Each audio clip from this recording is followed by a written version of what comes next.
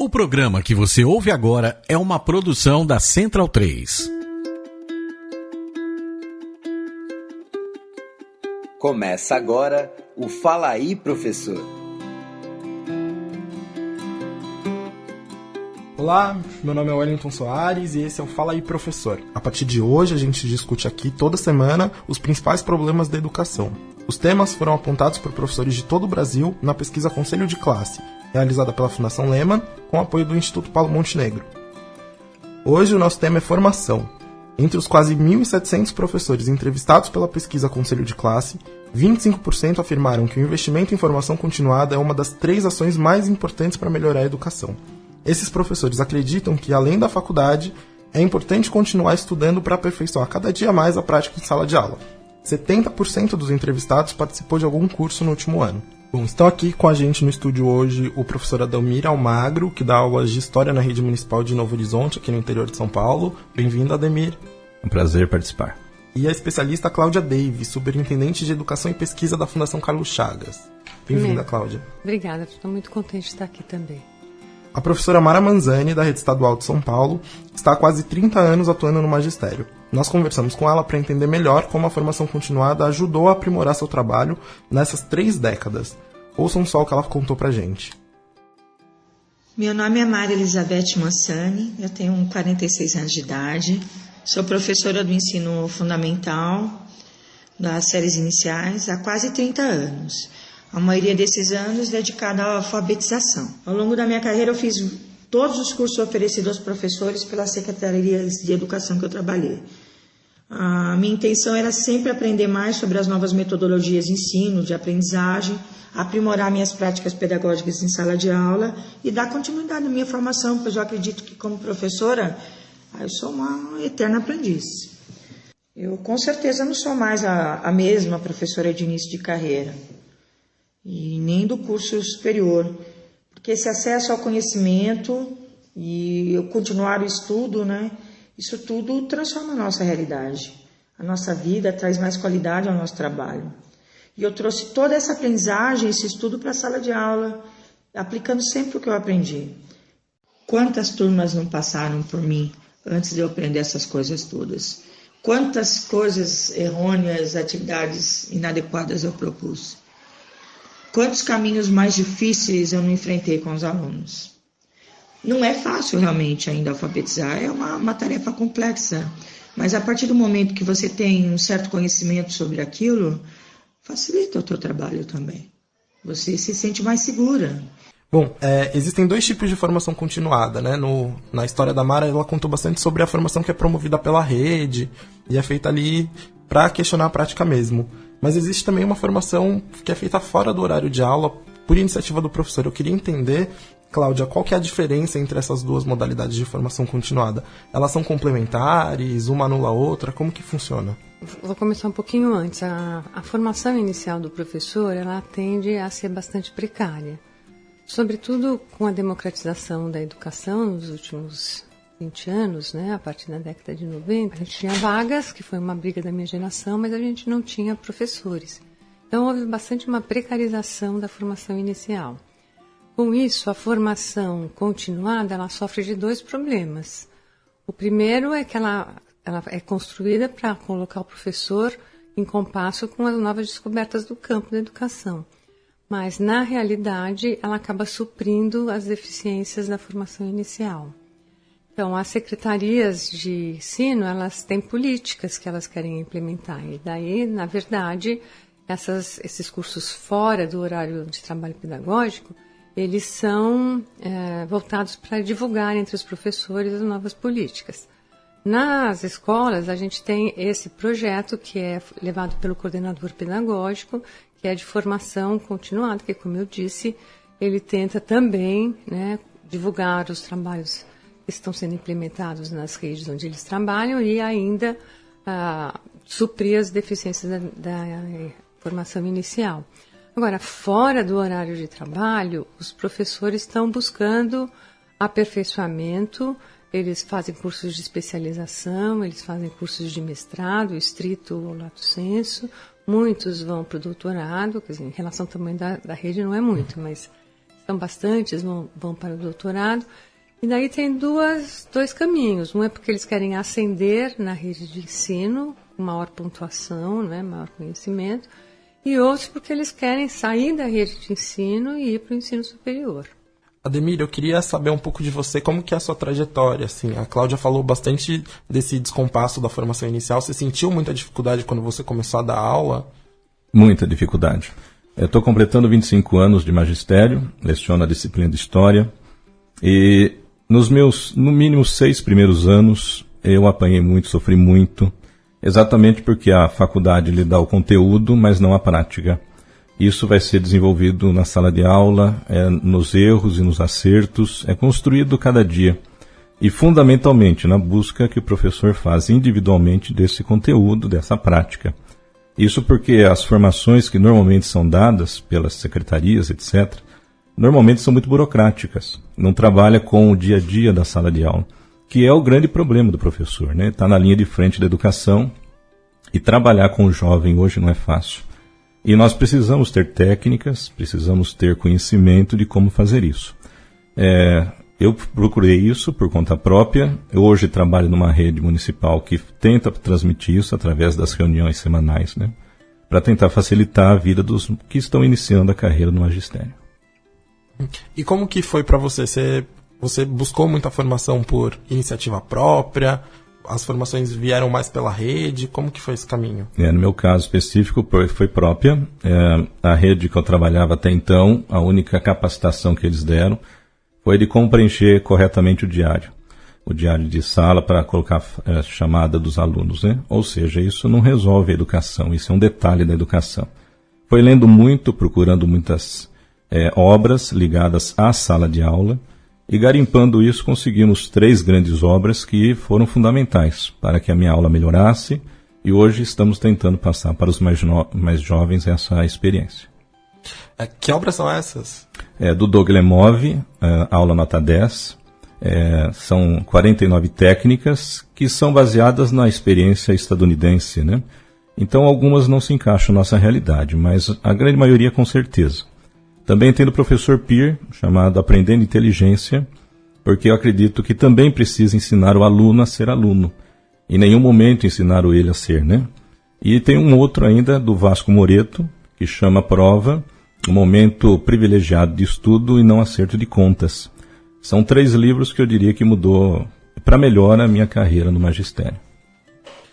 Cláudia, esse tempo de formação na escola e na rede que o Ademir falou que está sendo usado lá em Novo Horizonte de uma maneira bastante positiva, é comum que as redes usem bem esse período, né? A lei do piso determina que pelo menos 1/3 da jornada dos professores seja separada tanto para essas formações como para estudo e preparação de aulas. Elas são usadas mesmo de uma boa maneira? Como que isso tem acontecido? Bom, é claro que quando a gente fala assim é uma generalização, né? Como ele está falando, a escola lá que ele trabalha parece ser uma escola bastante diferenciada. Em geral, não é o que acontece. Primeiro porque a função do coordenador pedagógico ela é muito ampla, mal definida, tem muitas atribuições. Então, frequentemente, o que ele faz é mais uma assistência de direção e está mais centrado, portanto, nas questões meio que são as questões burocráticas, né? Então, e muitas vezes nem ele tem a formação necessária para levar adiante um projeto de formação de professores. E essa situação se agrava nos anos, no Fundamental 2, que são os anos finais, e no ensino médio, porque daí nós estamos trabalhando com especialistas e o pedagogo não tem o conhecimento exato da matéria, da disciplina, dos conteúdos que ele tem que trabalhar. Então, é muito difícil, salvo grandes exceções, que o coordenador pedagógico consiga auxiliar os professores das séries finais do ensino médio. Com isto, há uma demanda muito grande dos professores especialistas para que haja formação continuada para eles. Mas o buraco é tão embaixo que as pessoas ficam, como essa professora que a gente ouviu, muito tempo, até hoje, recebendo instruções de como alfabetizar, que efetivamente é um trabalho complexo. Mas a matemática é complexa, a história é complexa. Acontece que português e matemática são matérias meios também, porque você precisa entender a linguagem para poder acompanhar outras matérias. Então, eu acho que o ensino no Brasil, ele patina um pouco nos anos iniciais, ele não consegue se deslocar dos ensinos iniciais, porque não tem sido prioridade do governo, né? Nós temos investido muito recentemente no ensino superior, não precisamente na formação do professor, que é algo vital, eu acho, para melhorar a educação do Brasil, e temos deixado fora, na verdade, a formação básica do cidadão, que envolve desde a educação infantil até o ensino médio. Frequentemente, quando a gente conversa sobre educação, a gente cai no ponto de que a formação do professor é um ponto vital para, de fato, ter um salto na qualidade. Eu queria saber, por que vocês acham que é tão difícil, assim, fazer um investimento maior na formação? Quem fala da formação inicial são as universidades. E as universidades têm planos diferentes para os seus alunos. Umas querem formar os especialistas, os que vão trabalhar, fazer a carreira acadêmica. Outros estão mais preocupados em se manter financeiramente. E outros estão tentando fazer um bom trabalho do ponto de vista de formar efetivamente o professor. Mas o professor pode se formar em 3 anos, numa escola à distância. Então, praticamente ele não tem contato por meio de estágios. Agora tem um estágio muito interessante chamado PIBIB, que os alunos da universidade têm dois orientadores, um na universidade e outro na escola. Então, eles chegam lá como estagiários, mas eles têm todo um preparo para fazer articulação entre o trabalho da universidade, que é a teoria, né, e a prática, para chegar a uma praxis, né, que é uma teoria que orienta a prática, e uma prática que coloca dúvidas e questões à teoria. E faltam políticas públicas, falta dinheiro, falta vontade política e falta prioridade. Dá prioridade para a formação do professor, dá prioridade para a educação básica.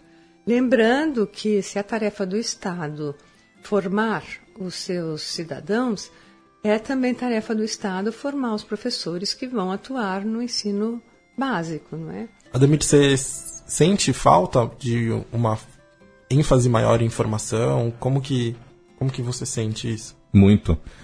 No início da carreira, maior ainda, né?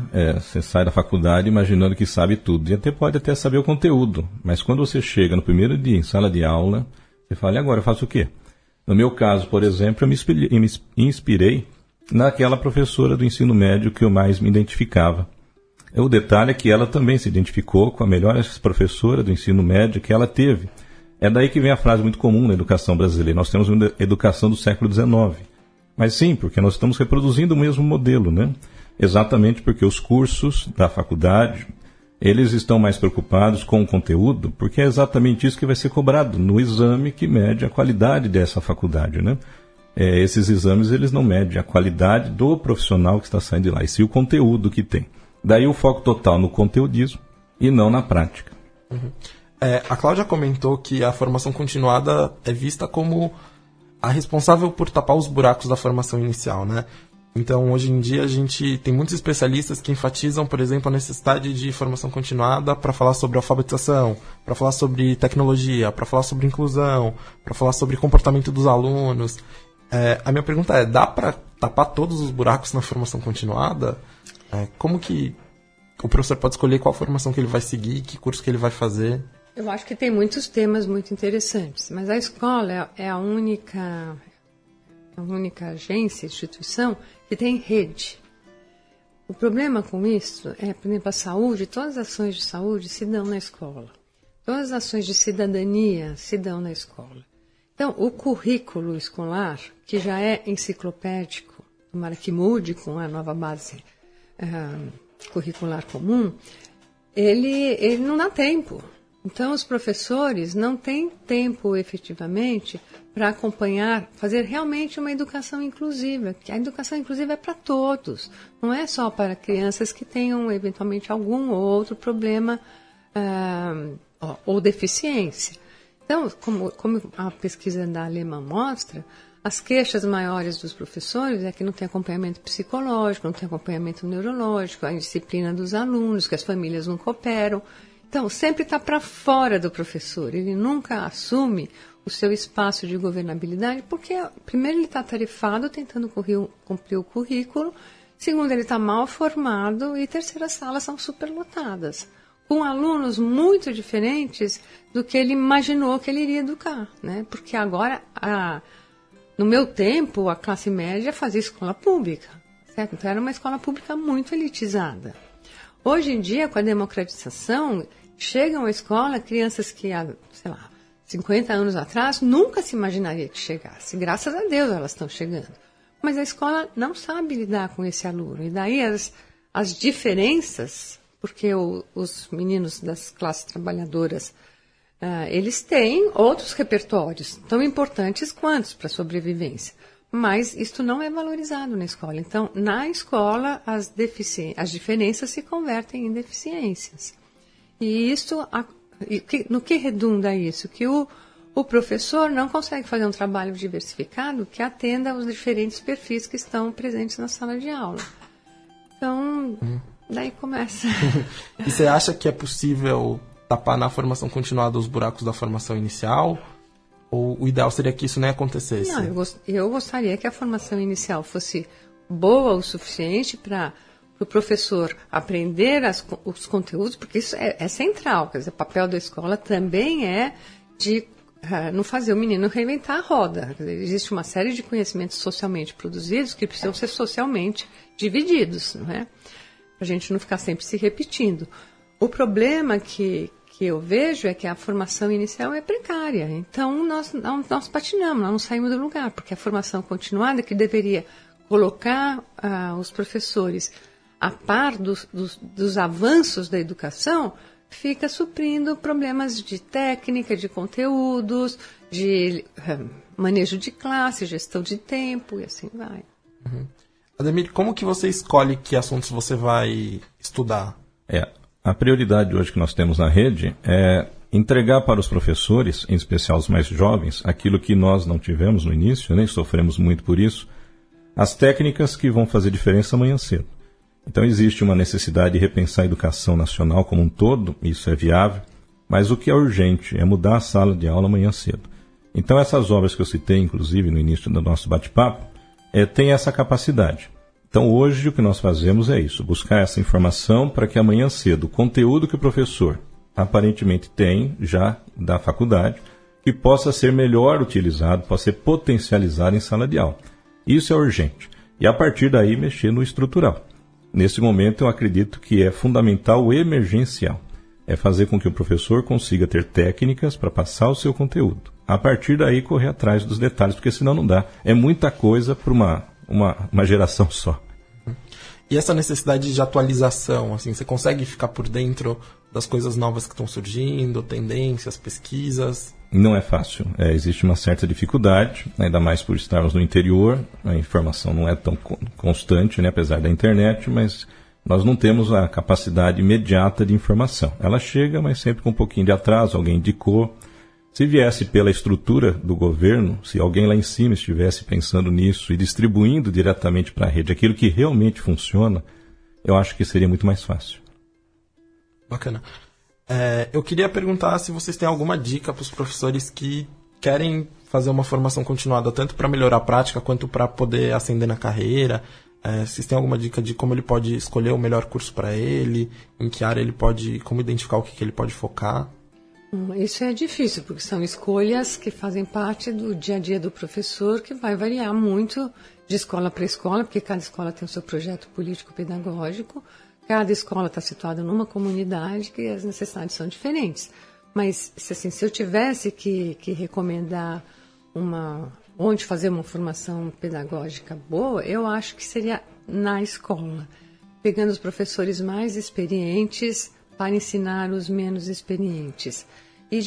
Claro que isso não emerge do nada, não é espontaneísmo. E a outra coisa é incentivar também, para acabar com a endogenia, porque senão a gente fica muito fechado em nós mesmos, essa troca, agora é muito fácil pela internet, você trocar com outras escolas e aproveitar das experiências das outras escolas. Porque, como ele diz, a secretaria está muito longe, ela está preocupada com coisas que não são diretamente afeitas à sala de aula. Então, se você for esperar que venha da secretaria, o problema é que, em geral, vem em forma de cursos, que é tamanho único e one size fits all, né? E essa é a pior forma de você capacitar o professor, né? Porque você desconsidera a experiência, você desconsidera o estágio que ele está na carreira, você desconsidera os problemas específicos que ele tem. Então, para mim, o melhor seria que a gente conseguisse formar comunidades de aprendizagem onde todos nós aprendêssemos. Eu com ele, sabe, o meu colega da outra sala, então a gente troca experiência. E tem você, que é um professor que tem mais anos de estudo, mais anos de experiência, tem maior titulação, que pode também nos ajudar. Eu acrescentaria a leitura, ler muito. Nós temos obras que realmente fazem diferença, é que elas estão escondidas, precisa garimpar, né? E assim que encontrar essas obras, evidentemente também adaptá-las para a sua realidade, né? As obras, elas indicam os caminhos, mas cada realidade indica uma necessidade, né? Aí o professor tem que ter esse bom senso. Utilizando tudo isso que já foi falado, muito bem explicado, a leitura e essa capacidade de adaptar com a realidade, eu acho que esse é o caminho emergencial, para depois pensarmos no estrutural. Bacana. Bom, como a gente discutiu aqui hoje, a formação continuada é uma demanda grande porque ela ajuda os professores a superar os enormes desafios do magistério. Para isso, é imprescindível que as redes e as escolas façam essa formação com base nas necessidades de cada local. Ao mesmo tempo, ela pode ser um grande impulsionador para a carreira do professor. E aí, resta ao docente saber onde é que ele tem que investir para se aprimorar. Cláudia, Ademir, a gente agradece a presença de vocês, são super bem-vindos para voltar quando vocês quiserem. Muito obrigada, foi uma honra estar aqui também. Eu que agradeço a oportunidade e parabéns pela iniciativa. Bom, o Fala aí Professor é realizado pela Nova Escola e pela Fundação Lehman, com produção da Central 3. O programa de hoje e os próximos vão estar todos disponíveis no site de Nova Escola, novaescola.org.br, onde você também pode saber mais sobre a nova edição da pesquisa Conselho de Classe, realizada pela Fundação Lehman e pelo Instituto Paulo Montenegro. Tchau, tchau.